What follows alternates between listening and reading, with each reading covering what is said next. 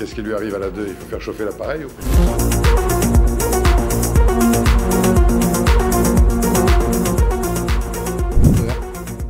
Par peur. Il école et surtout, ils empêchent les gens de pouvoir exprimer leur liberté, c'est-à-dire de pouvoir marcher. C'est-à-dire que ça énerve. Ça énerve. Ils freinent les cortèges. Ils arrêtent les cortèges tous les 5 à 10 minutes. Quand vous les questionnez, pourquoi vous êtes si proches de nous? Alors qu'il faut savoir que eux, en plus d'être proches de nous, se font un périmètre de sécurité, dit de sécurité pour eux-mêmes. C'est-à-dire, normalement, leur périmètre de sécurité, c'est 1,50 m. Donc, c'est-à-dire qu'en plus, ils vous oppressent et en plus, ils vous font reculer pour être à cette distance réglementaire qui est leur protection à eux, pas la vôtre. Et quand on leur dit « mais pourquoi vous nous empêchez de passer? Pourquoi vous nous serrez comme ça? Pourquoi vous nous empêchez d'évoluer dans la manifestation ?» C'est un petit peu comme si, je faisais pression sur vos artères et puis que le sang circulerait pas. Je pense qu'à un moment donné, vous allez ressentir l'énervement, la douleur, le stress. C'est exactement ce qui se passe. Ils vous empêchent de pouvoir manifester dans de bonnes conditions. Et eux, ils vous disent que c'est pour votre protection et pour assurer notre droit à la démocratie, à pouvoir nous exprimer librement. Non, je suis désolé. Ça, c'est nous opprimer, c'est nous oppresser. Ça, c'est créer un climat qui est conflictuel, qui est délectaire, qui peut amener à un débordement, à un énervement et qui va engendrer derrière un prétexte pour les forces de l'ordre de user de violence, de nous réprimer et donc d'avoir des conséquences. Les conséquences, elles sont simples. Des mots plus hauts que l'autre, des gens qui s'énervent, arrestation, des coups.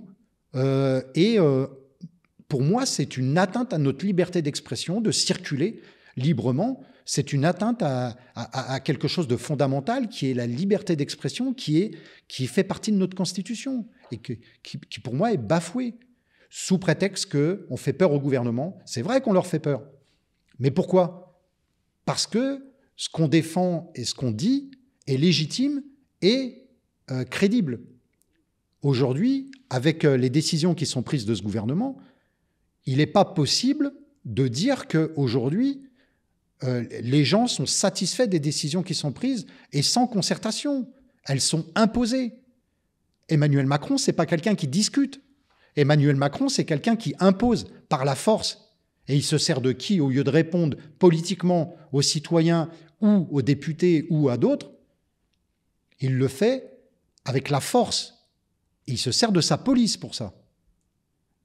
C'est pour ça qu'aujourd'hui, dans toutes les revendications syndicales, les seuls qui ont obtenu des avancées, c'est la police.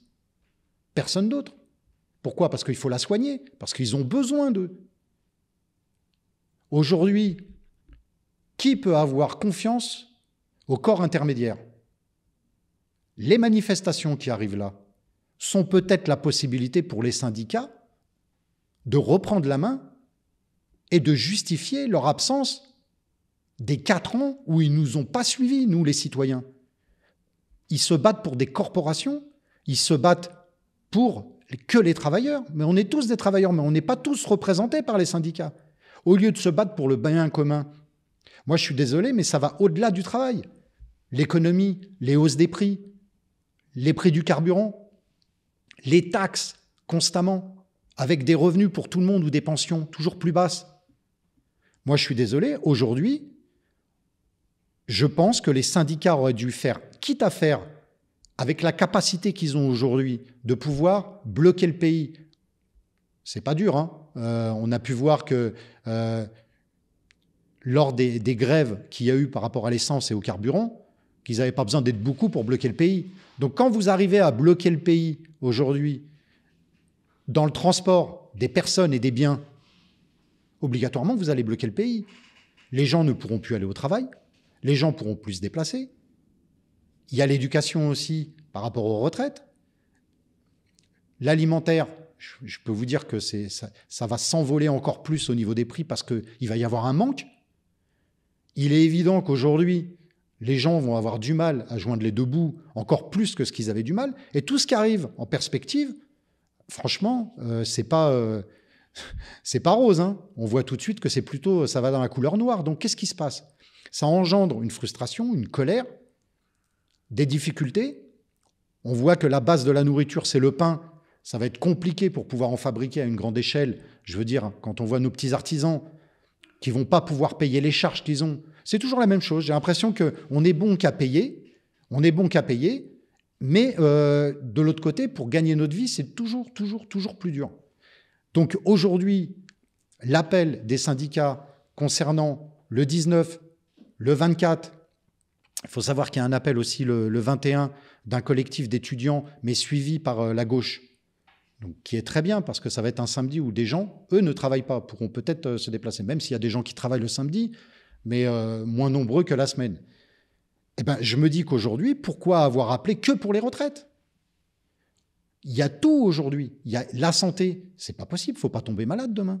À part les plus riches qui pourront, eux, se soigner parce qu'ils auront accès plus facilement, ils pourront payer des médecins de qualité, aller dans des endroits spécialisés où l'ensemble de la population, les 90 autres %, ne pourront pas y accéder, n'auront pas les moyens de pouvoir se soigner correctement, alors que tout ça a été financé par l'ensemble de la population. Aujourd'hui, il y a des problèmes énergétiques où demain, il faut savoir qu'on est dépendant des énergies. Il n'y a plus rien qui fonctionne. L'éclairage, la nourriture pour se chauffer, pour manger, pour réchauffer, pour cuisiner, pour circuler. Tout est électrique. C'est bien beau d'avoir poussé les gens à aller à l'électricité.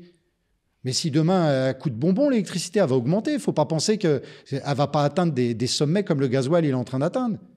Donc à un moment donné, il y a beaucoup de choses. Pourquoi pas profiter de ce moment-là où le pays va être bloqué parce qu'ils ont cette capacité, parce qu'ils interagissent dans les entreprises et dans la rue pour essayer en même temps de mobiliser pas que des gens qui font partie des services publics, qui sont encadrés ou qui ont la possibilité d'être assistés par des syndicats, mais que le privé puisse aussi venir dans la rue, participer. Donc déjà, pourquoi l'avoir fait la semaine?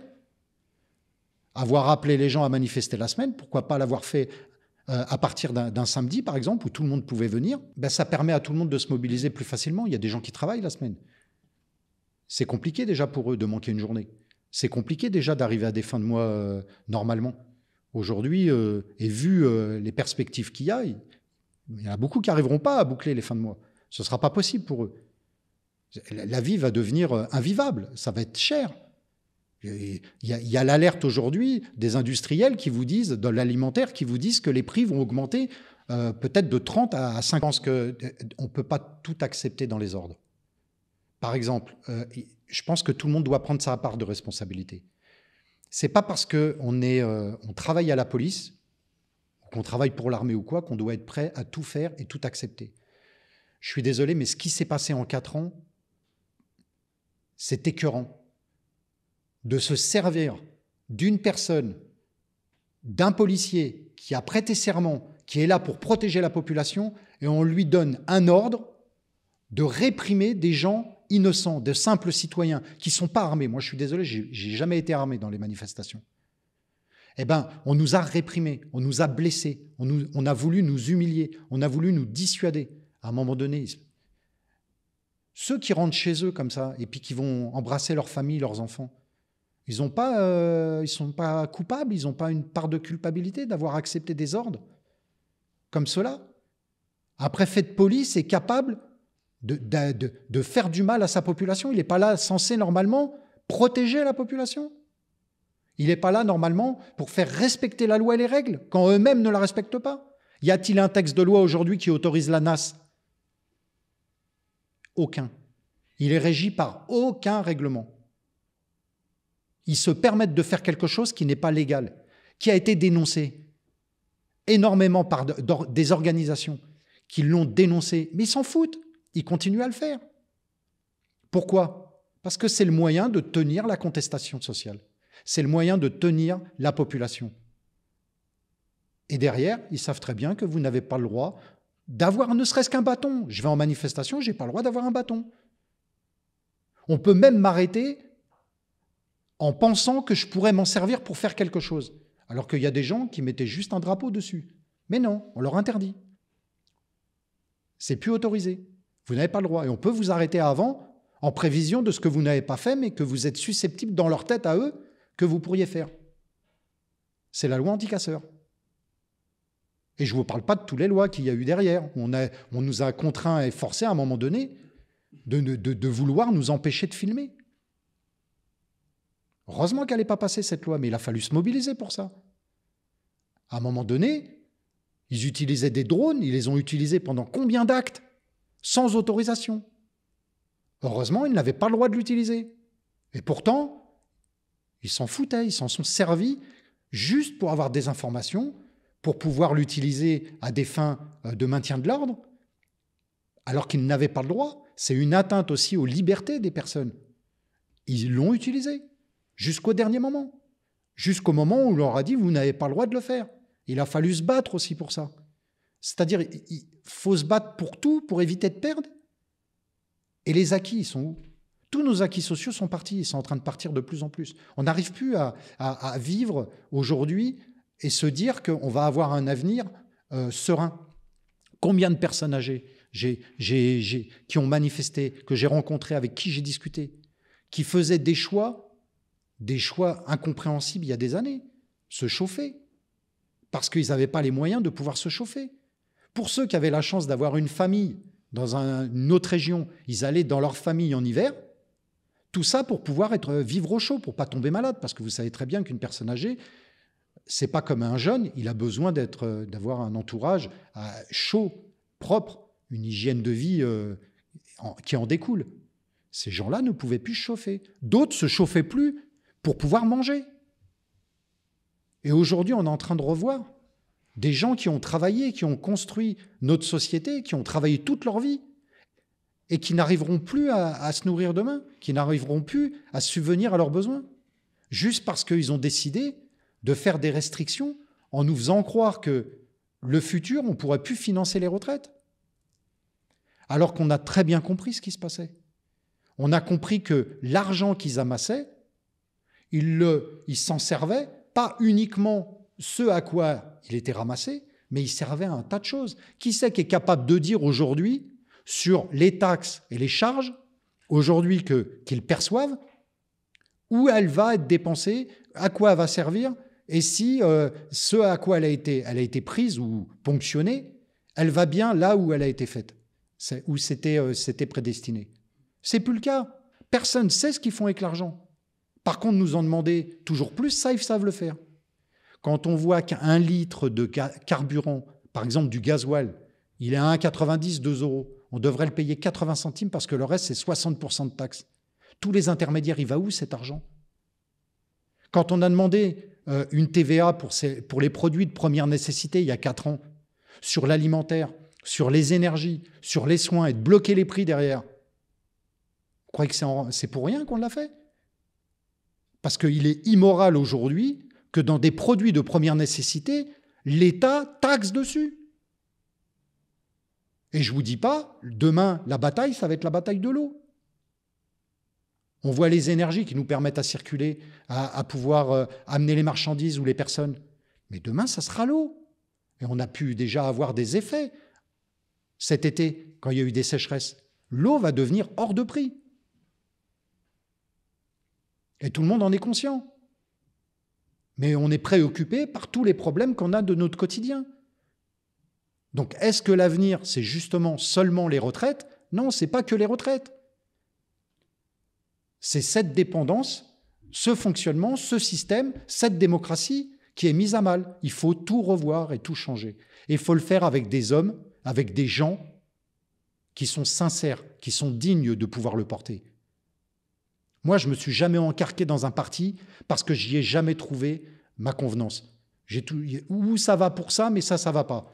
On ne peut pas tout avoir dans la vie. On peut faire des compromis. Mais les compromis, dans ce cas-là, c'est pour tout le monde. Mais que ça ne serve pas à s'opposer complètement. J'ai jamais voulu aller dans un parti parce que je me suis dit, mais je n'ai pas envie de leur ressembler.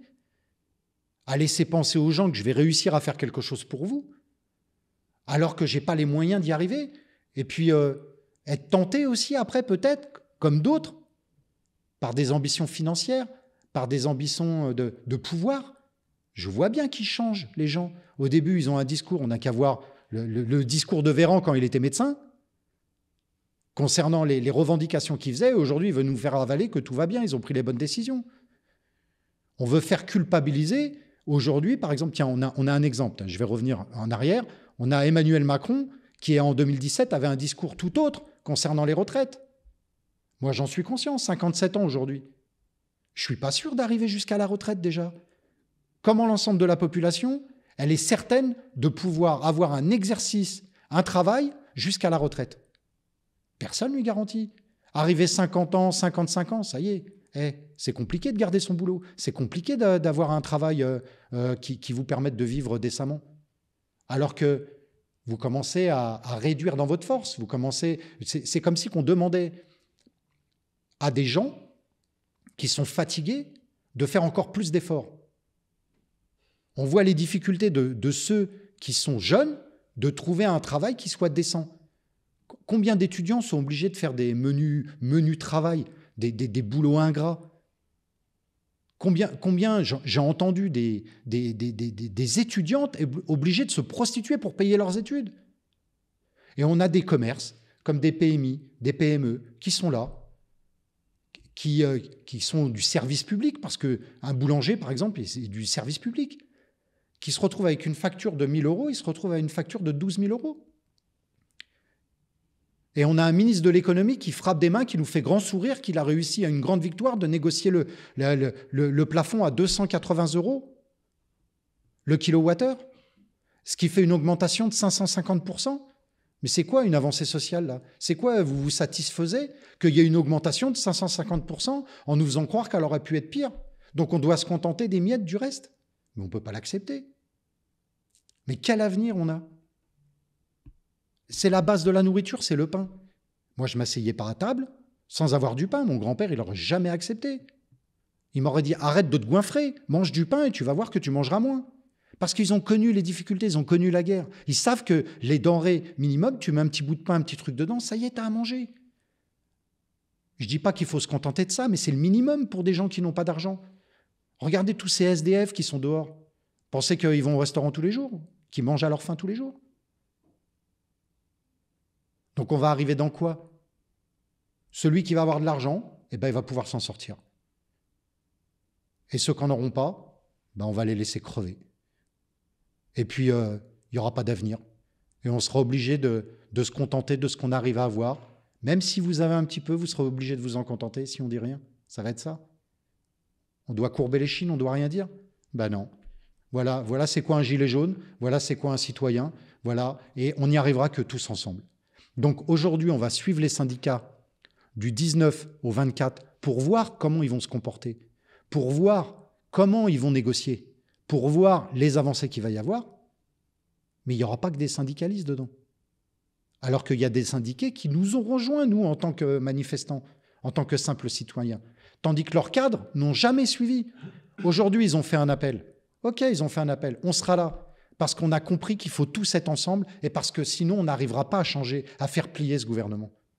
Mais ça ne passe pas par la rue. Quand l'économie va être mise à mal, quand ceux-là qui ont investi des capitaux dans quelque chose, ils vont commencer à avoir leurs profits qui vont baisser, là, peut-être, ça va les toucher. Donc, on n'a pas d'autre choix aujourd'hui qu'il y ait un blocage du pays et que tout le monde soit impliqué dans ça. Parce que s'il n'y a pas l'implication des citoyens, on n'arrivera jamais à améliorer notre quotidien. Et donc, pour moi, l'avenir, il sera noir. Donc, on a cette chance, cette semaine, de pouvoir arriver à des avancées sociales.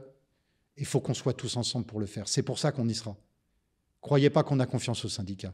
C'est juste qu'il ne faut pas qu'on regarde nos différences, il faut qu'on aille au-delà de ça. Il ne faut pas qu'on regarde votre couleur, votre étiquette, ça ne nous intéresse pas. Comme quand on est sorti dans la rue la première fois, je peux vous dire qu'il y avait du monde et ils ont eu peur. C'est bien parce que les gens n'ont pas regardé ça, on regardait le ras-le-bol, les difficultés et l'incompréhension de ceux qui nous gouvernent. Parce qu'au lieu de polémiquer et essayer de tirer profit sur nous, que nous, on récolte un petit peu le fruit de nos efforts. Voilà, et qu'on en vive décemment.